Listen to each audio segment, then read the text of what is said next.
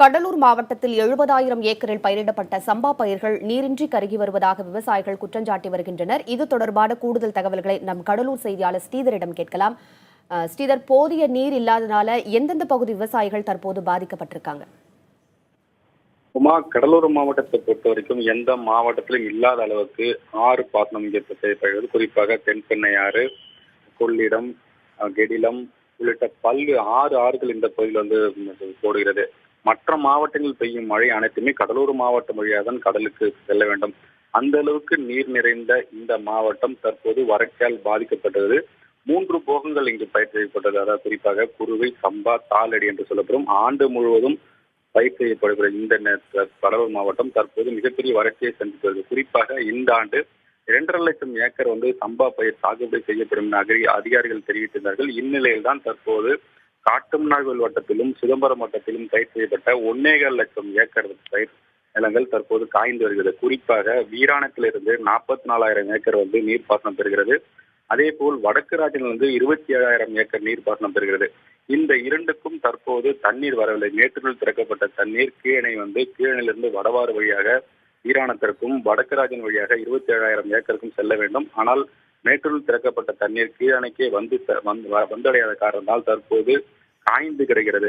அது மட்டும் இல்லாமல் செப்டம்பர் முதல் வாரத்தில் டெல்டா பகுதியான சிதம்பரம் வட்டமும் காட்டுமன்னார் வட்டத்திலும் கிட்டத்தட்ட 1.25 லட்சம் ஏக்கரில் விதைகள் விதைக்கப்பட்டு நீருக்காகவும் மழைக்காகவும் விவசாயிகள் காத்திருந்தார்கள். ஆனால் கடந்த 1 மாதமாக பெய்ய மழை வராத காரணத்தாலும் நீர் வராத காரணத்தாலும் கிட்டத்தட்ட 70,000 ஏக்கர் நிலங்கள் தற்போது கருகிவிட்டது. மீண்டும் அவர்கள் மீண்டும் ஏர் ஓட்டி திருப்பி விதை விதைத்துதான் அடுத்த பயிரை செய்ய வேண்டும் என்ற ஒரு நிலைக்கு தள்ளப்படுகிறார்கள். அதிகாரிகள் தரப்பில் கேட்டதற்கு கீழணைக்கே சரியாக தண்ணீர் வரவில்லை. அதனால் வீராணத்திற்கு வருவதற்கு பல நாட்களாகவும் மழை வந்தால் மட்டுமே அது சாத்தியமாகும் என பொதுப்பணித்துறை அதிகாரிகள் தெரிவித்திருக்கிறார்கள். மாவட்ட ஆட்சியரிடம் கேட்டதற்கு இது குறித்து விசாரணை நடத்தப்படும் என்று தெரிவித்திருக்கார்.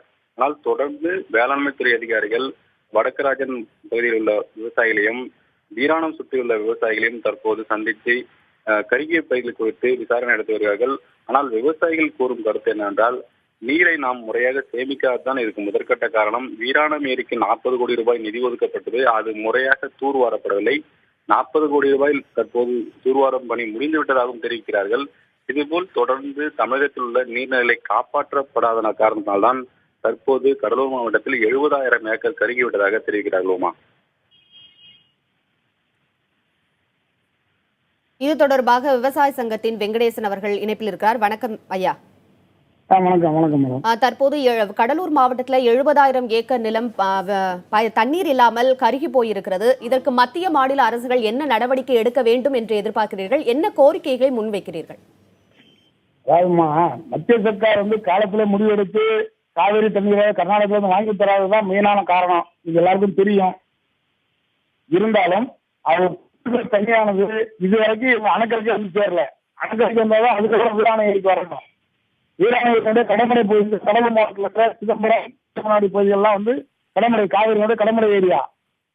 அந்த பகுதிக்கு தண்ணி வராதனால தண்ணி வந்துரும்னு நம்பி விதைச்சாங்க பாருங்க, விரைவேலையா விதைச்சாங்க. நாட்டு விட்டு நடாம டைரக்டா சேவிங் பண்ண நேரடி விதைச்சாங்க.